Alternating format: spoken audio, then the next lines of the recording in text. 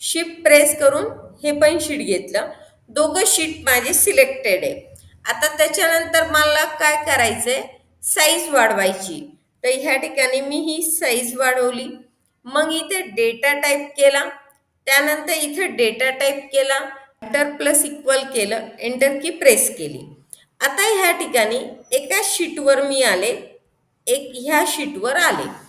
त्यानंतर ऑप्शन कोणता बघायचंय, फॉर्म्युल्यामधलं कॅल्क्युलेशन ऑप्शन्स बघायचंय. तर कॅल्क्युलेशन ऑप्शन्समध्ये कसं आहे की इथं बाय डिफॉल्ट सेटिंग ॲटोमॅटिक आहे. काय फायदे ॲटोमॅटिक सेटिंगचे, जर मी ह्या ठिकाणी 1 चेंज केलं तर आउटपुट चेंज झालं पल्लवी. त्यानंतर शीट 2 ला येईल. मी जर इथं 33 घेतलं, आउटपुट चेंज झालं. आता मला काय करायचंय, ही जी सेटिंग आहे ना, ॲटोमॅटिक ऐवजी मॅन्युअल घ्यायची. तर मॅन्युअल सेटिंगमध्ये जर मी इनपुट चेंज केलं तर आउटपुट चेंज झालं, आणि इथे पण इनपुट चेंज केलं तर आउटपुट चेंज नाही झालं. आणि मला चेंज हवा असेल तर कॅल्क्युलेट नाऊला क्लिक केलं तर ऑल वर्कबुक म्हणजे इथेही चेंज होईल आणि इथेही चेंज होईल.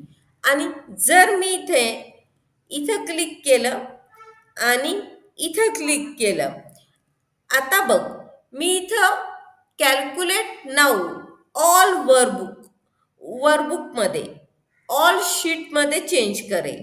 आणि इथं क्लिक केलं तर कॅल्क्युलेट शीट ॲक्टिव्ह शीट मध्ये अपडेट करेल. ह्या ठिकाणी जर मी कॅल्क्युलेट नाऊ असेल तर ह्याला पहिले काय कर, मी घेते 1001000 असं मी केलं. तर इथं बघ काही चेंज नाही आहे.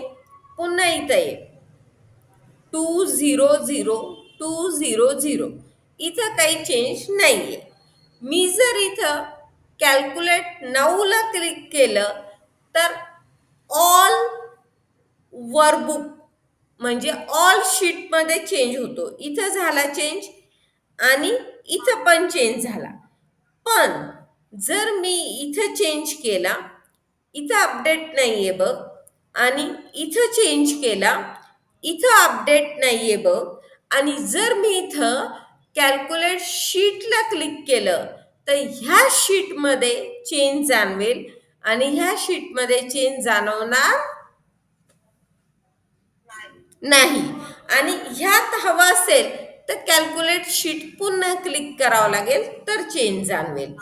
तर हा ऑप्शन कसा, जनरली सेटिंग ॲटोमॅटिकच असतं, पण मॅन्युअल केलं तर सेटिंग मॉडिफाय व्हायला ॲक्टिव्ह शीटमध्ये ह्याला क्लिक कर आणि ऑल शीटसाठी ह्याला क्लिक कर. आणि अजून एक ऑप्शन आहे ह्यामध्ये, automatic except for data table. Data table सोडून सगळ्यांना ॲटोमॅटिक, आणि हा डाटा टेबलला पण ॲटोमॅटिक, आणि हा सगळ्यांनाच मॅन्युअल.